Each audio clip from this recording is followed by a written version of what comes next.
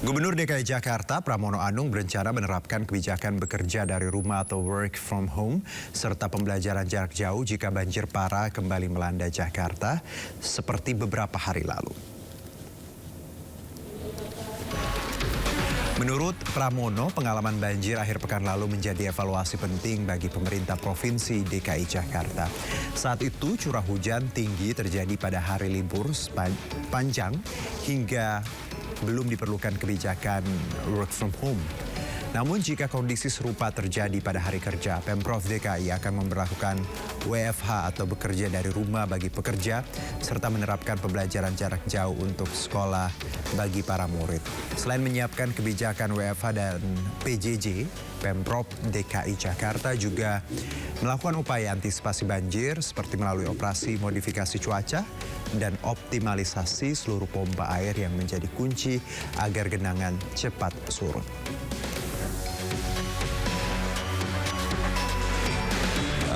Kalau memang akan terulang kembali, dan mudah-mudahan tidak ya, mudah-mudahan tidak. Karena kemarin ketika curah hujan di hari Sabtu Minggu, kebetulan kan lagi libur panjang, sehingga tidak memerlukan work from home. Tetapi kalau kemudian ada indikasi seperti itu dan di hari biasa, saya akan memutuskan untuk dilakukan work from home, terutama untuk anak-anak didik kita. Kita ke informasi berikutnya. Pemirsa, tim SAR berupaya mencari 3 korban yang masih terjebak di area galian tambang Kabupaten Bogor, Jawa Barat. Upaya pencarian membutuhkan peralatan khusus akibat jalur yang sempit dan struktur tanah yang tidak stabil.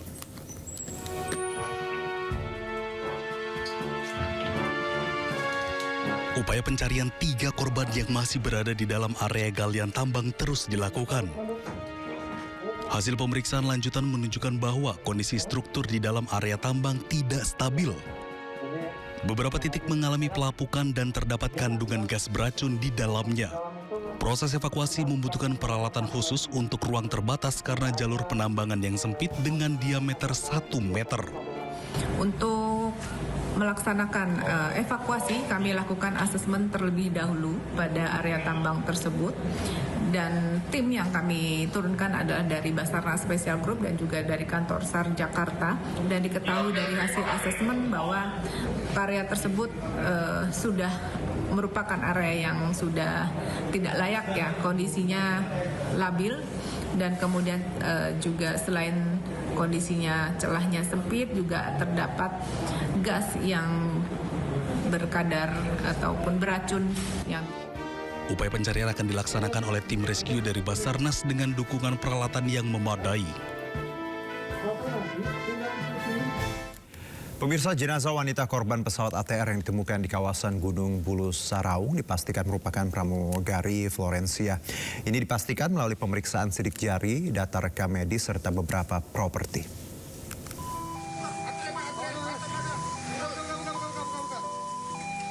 Jenazah perempuan kru pesawat ATR 42500 yang jatuh di kawasan Gunung Bulu Saraung, perbatasan Kabupaten Maros dan Pangkep, telah tiba di posko postmortem Bidoges Polda Sulawesi Selatan di Rumah Sakit Bayangkara Makassar.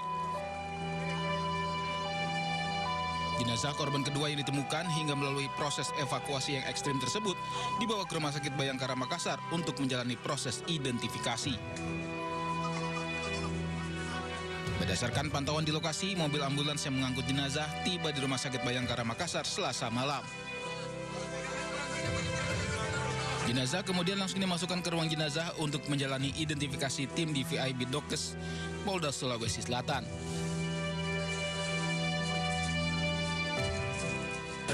Sekarang masih dilakukan pemeriksaan atau identifikasi. Kemudian disampaikan oleh rekan-rekan, sampai dengan saat ini kami belum bisa memberikan identitas secara jelas. Tetapi secara fisik mayat tersebut adalah perempuan. Tetapi karena perempuan ada 2, maka saya belum bisa mengidentifikasi. Nanti akan kita tunggu lebih lanjut.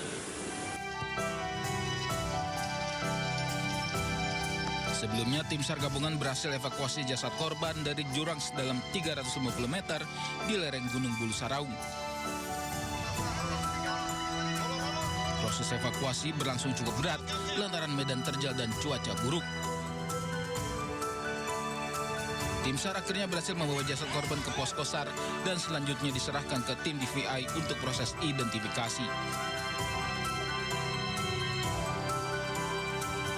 Dari Makassar, Sulawesi Selatan, Muhammad Nurboni, iNews melaporkan.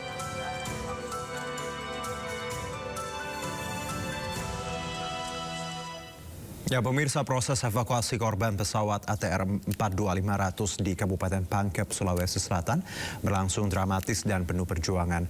Tim penyelamat harus berjalan kaki berjam-jam di medan ekstrim dan bertahan di tengah badai.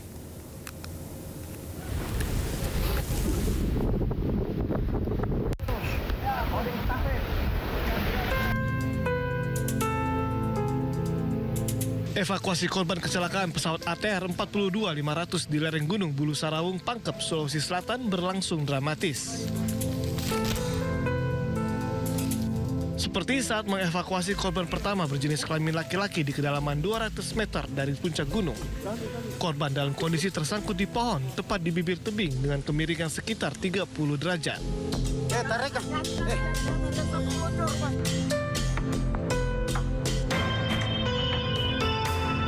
Upaya pengangkatan jasad sempat dilakukan ke arah atas sejauh 60 meter. Namun hujan deras memaksa tim melakukan evakuasi dan mengubah arah menuju bawah kaki Gunung Bulu Sarawung dan menuju kampung terdekat. Satu anggota tim SAR bahkan terluka di kaki saat proses evakuasi hingga harus berjalan tertatih.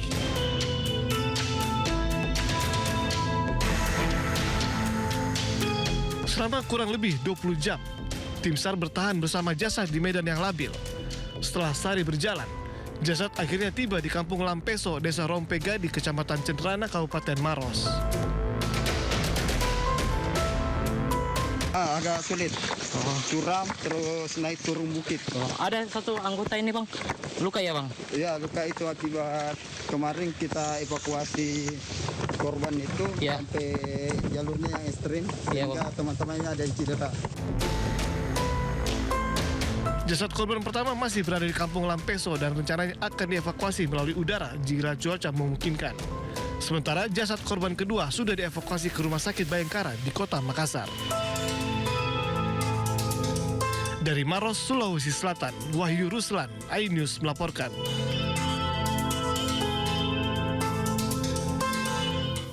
Dua wanita asal Garut, Jawa Barat diduga menjadi korban penjualan orang. Ia akan dipekerjakan sebagai pemandu lagu di sebuah tempat karaoke tanpa disertai dokumen lengkap.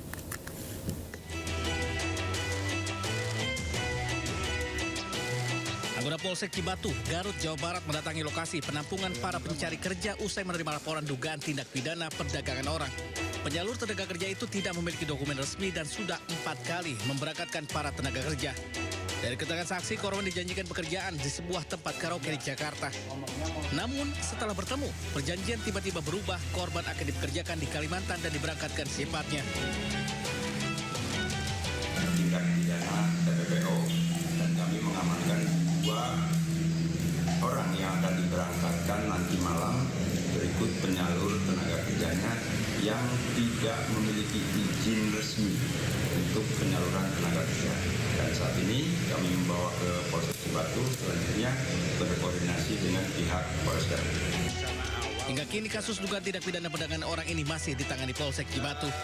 Dari Garut, Jawa Barat, Solihin iNews melaporkan.